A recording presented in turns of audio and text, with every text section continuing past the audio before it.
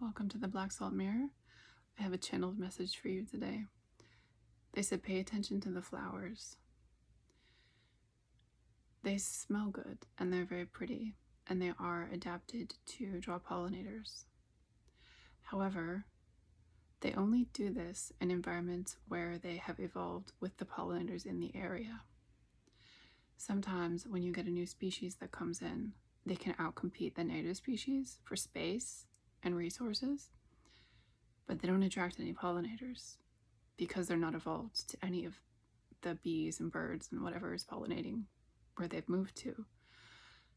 And so having these new beautiful ornamental flowers is a detriment to the ecosystem because they're not giving anything back and they can't be propagated, which is nature's way of keeping them from taking over.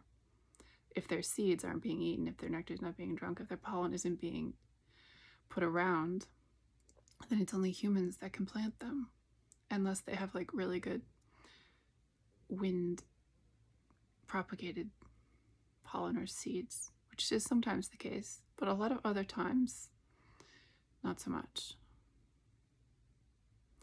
This reminds me of a story. There's one tree, it might be the ginkgo, but it's so old that all of the original pollinators that evolved with are long extinct, and it's still around. And I don't remember if it's just because it propagates itself well or because people have taken care of it for so long. But it made me think of that. Paying attention to the flowers. What you want in your garden, both literally and metaphorically, is something that will attract the bugs, that will be a good habitat, that will be a part of the ecosystem and not a scourge on it.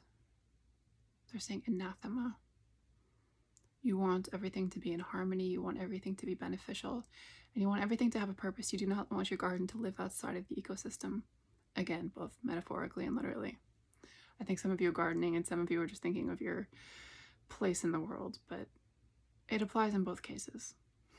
So think of how it works for you and maybe do some research on native flowers if you feel called to it. And bees. Something big about bees. I love you and I'll see you very soon.